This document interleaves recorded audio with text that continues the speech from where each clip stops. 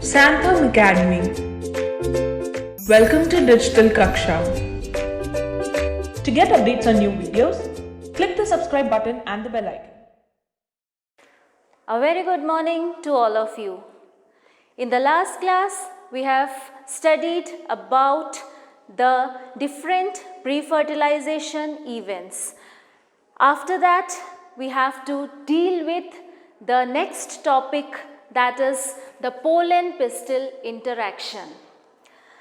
As we have studied that the plants themselves, they go for the cross-pollination and they avoid the self-pollination, so that in the next generation the variations will be there.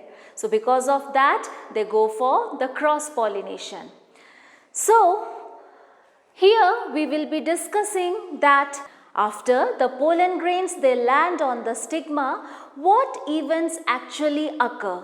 There is not like that a single pollen grain will land on the stigma. Number of pollen grains belonging to the same species, belonging to the different species may also land on the same stigma.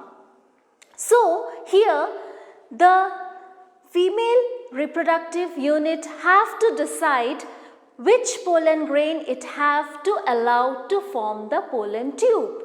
So all these sequence of events from the landing of pollen grain on the stigma to the entry of the pollen tube inside the ovule, all these events in a sequence is called as the pollen-pistil interaction.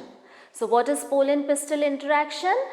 The sequence of events starting from the landing of pollen grains on the stigma, number of dialogues are being mediated between the stigma, the ovary and the pollen grains. Only a specific pollen grain will be allowed to form the pollen tube. And then as the pollen tube is being formed, the male gametes will be carried along the style to the ovary and will enter inside the ovule. So all these sequence of events that collectively is called as the pollen-pistil interaction. So once more we will define pollen-pistil interaction. The sequence of events from the deposition of pollen grain to the formation of pollen tube and the entry of pollen tube inside the ovule.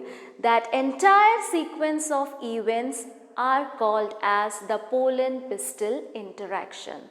Now let us see actually what events are there in pollen-pistil interaction.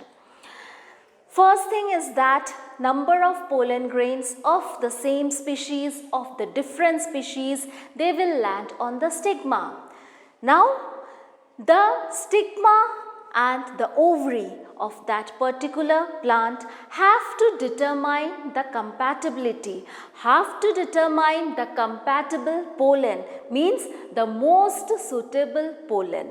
So that is, it determines the compatibility of the pollen grain, so that only the compatible pollen is allowed to form the pollen tube, or we can say that only the compatible pollen is allowed to germinate on the stigma and form the pollen tube. So the first thing is that to determine the compatibility, and how it determines the compatibility. It determines the compatibility by interaction with the help of chemicals. There occurs a dialogue between the pollen grain and the ovary, and this interaction is of chemical type. Certain chemicals are being released by the pollen grains and certain chemicals are being released by the ovary. In this way, chemical interaction occurs between them. After this chemical interaction, the ovary, it determines which is the most suitable pollen grain. Okay, so what happens? this compatible pollen grain or the most suitable pollen grain will be allowed to germinate on the surface of stigma and form the pollen tube. The pollen tube will move down along the style and then reach the ovary. As it reaches the ovary, what will happen? It will enter inside the ovule. So, before entry of the pollen tube inside the ovule, the generative cell, it will divide by mitosis cell division to form the two male gametes. Normally what happens, the pollen tube will enter through the micropyle. It will enter through the micropyle, as you know that the integuments are absent at the micropylar region. So, in most of the pollen grains, the entry of the pollen tube occurs through the micropyle, and this is called as porogamy. What is porogamy? The entry of the pollen tube through the micropyle of the ovule is called as the porogamy. Now, if the pollen tubes they enter through the chalaza, then that is called as chalazogamy. And if they enter through the integuments, if the pollen tube enter through the integuments, that is called as mesogamy. Okay, so depending upon the entry of the pollen tube into the ovule, there are three types. Number one is porogamy, means the entry through the micropyle. Number two is chalazogamy, that means entry through the chalaza. And number three is mesogamy, that means entry through the integuments. But in most of the angiosperms, or we can say in maximum of the angiosperms, porogamy is being followed. Okay, so this was about the pollen pistil interaction. It is a sequence of events starting from the landing of pollen grains on the stigma and till the pollen tube enters the ovule. All that entire sequence of events come under the pollen pistil interaction. As the pollen grains fall on the stigma, the compatible pollen grain is being determined by a chemical interaction between the pollen grains and the ovary of that particular flower. As a result of this dialogue mediated by the chemicals, the compatible or most suitable pollen grain is being selected. After that, the stigma will allow the germination of pollen grains, and the pollen grain will form the pollen tube, will move through the style, reach the ovary, and then it will enter inside the ovule. By the time what will happen, the generative cell will divide to form the two male gametes. The entry can be through the micropyle, that is porogamy. It can be through the chalaza, that is chalazogamy, or it can be through the integuments, that is called as mesogamy. Now, as the pollen grains they have reached their destination, that means they have formed the gametes, and the gametes have reached their destination, that is the ovule. Inside the ovule, the female gamete is there. And when the male gametes they enter inside, the synergids are there, and the synergids have got the filiform apparatus, and this filiform apparatus, it guides the pollen tube carrying the male gametes towards the egg or the ovum. Okay, so now what will happen? Inside the ovule, inside the embryo sac, the fertilization will take place. So till the pollen pistil interaction, it comes under the pre-fertilization event. Now after that, when the male gamete and the female gamete they come together, then starts the event of fertilization. In case of angiosperms, a special type of fertilization is there, and that is called as the double fertilization. This double fertilization was first studied by Navaschin in 1898. So, this is a special type of fertilization occurring only in the angiosperms. So, let us see what is this double fertilization. As you know that inside the pollen tube, two male gametes are there. So, the first male gamete will fuse with the egg or the ovum, resulting in formation of zygote, and this process is called as syngamy. So, what is syngamy? The first male gamete will fuse with the egg or the ovum, resulting in formation of zygote. So, here we will be discussing what is the ploidy. The male gamete, it is haploid in nature, as you know that. The female gamete, it is also haploid in nature, and the resultant zygote, n plus n, it will be 2n, means the resulting zygote, it will be diploid in nature. Okay, so the first fertilization is syngamy, where the first male gamete fuses with the egg or the ovum, resulting in the formation of zygote, which is diploid in nature, that is called as syngamy. Now moving to the second fertilization which is occurring. Here the second male gamete, as pollen tube has got two male gametes, the second male gamete will fuse with the two polar nuclei which are present in the central cell.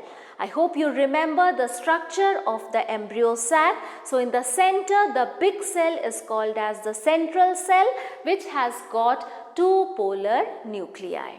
So, here the second male gamete will fuse with the two polar nuclei, resulting in primary endosperm nucleus, which is also shortly called as PEN, that is primary endosperm nucleus. Now, we will see the ploidy. The second male gamete, it will also be haploid in nature. The two polar nuclei, it will be N plus N, that it will be 2N. Okay, so here N plus N, 2N plus N, it will result in a triploid endosperm. It will result in a triploid endosperm, and this process is called as triple fusion. Why it is called as triple fusion? Because here three nuclei, they fuse with each other. So, two nuclei from the two polar nuclei and one nuclei from the second male gamete. So, in this way, the three nuclei 1, 2 and 3, they fuse with each other. That is called as triple fusion. And as a result of this triple fusion, what is being formed? The primary endosperm nucleus is being formed, which is triploid in nature. Now, this syngamy plus triple fusion is called as double fertilization. So, what is double fertilization? Double fertilization is a special type of fertilization occurring inside the angiosperms only, and in this type of fertilization, the first male gamete fuses with the egg or the ovum, resulting in the zygote, and the second male gamete will fuse with the two polar nuclei of the central cell, resulting in the primary endosperm nucleus, that is also called as PEN. Okay, so this first step is called as syngamy and the second step is called as triple fusion. So together syngamy and triple fusion is called as double fertilization. So this was a special type of fertilization which is found only in the angiosperms. So now, after fertilization, we will be discussing the post-fertilization events. But before going to the post-fertilization events, one important process we have to discuss, that is the artificial hybridization. Artificial hybridization simply means that the selection of the characteristics from desired plant is there, and after that the selected parents or the selected plants, they are artificially crossed to get a new hybrid which have got all the desired qualities. So that is called as artificial hybridization. It has got lot of importance in plant breeding programs. Artificial hybridization means that the selected characteristics are put artificially together in a single plant, and that is being done by the plant breeders or the botanists, and it is very much useful in the crop improvement programs. Okay, so this process is mainly used in the crop improvement programs so that we can get a crop with the desired qualities. Now here, what are the different methods in the artificial hybridization process that we will see? The first method in this artificial hybridization, that is emasculation. Emasculation simply means that the removal of the anther before the anther matures. When the flower opens and before the anther matures, before the formation of the pollen grains, the anther is being removed with the help of forceps or scissors. This process is called as emasculation. Mostly this emasculation process is applicable for the bisexual flowers, because in bisexual flowers there are more chances of self-pollination. So before the maturation of the pollen grains, as the flowers open, the anthers are being removed with the help of forceps or scissors. So in this way the self-pollination can be prevented. Now second is bagging. Bagging means covering of the stigma with the help of a butter paper or a polythene. Okay, so what happens in bagging? In order to avoid the foreign pollen grains, you know that as the stigma is open, the number of pollen grains can come and fall on the stigma. So after emasculation process, the flower is being covered with the help of a polythene bag or a butter paper. This is called as bagging. Now as the stigma becomes receptive or the stigma matures, the polythene bag or butter paper is being removed, and then pollen grains from the desired plant is being dusted on the stigma, and after that again it is being covered with the polythene or the butter paper. This entire process is called as bagging and dusting of pollen grains. So the first step here is that we have to select two parents or two plant species from which we have to select the characteristics. We want that in the next generation the two characteristics should be in the same plant. So for that, in case of a bisexual flower, we have to first remove the anther as the flower opens before the maturation of anther and the formation of pollen grains. As the anther will be removed, there will be no chances of self-pollination. So this removal of anther is called as emasculation. Now after emasculation, we have to cover the entire flower with the help of a polythene bag or a butter paper to avoid the landing of foreign pollen grains on that stigma. Now here, when the stigma becomes receptive, after that the polythene bag is being removed and pollen grains from desired plant species is dusted on the stigma and then again covered with the polythene or the butter paper. This entire process is called as bagging. Now after emasculation and bagging, a label is being put on the plant to know that the date of emasculation, the date of dusting of pollen grains, and information about the plant from which the pollen grains are being taken. All these information is being put in the form of a label, and that is called as tagging. So in the artificial hybridization method, three methods are there: emasculation, bagging, and tagging. So this artificial cross pollination, or we can say this artificial hybridization, is very much helpful in the crop breeding programs.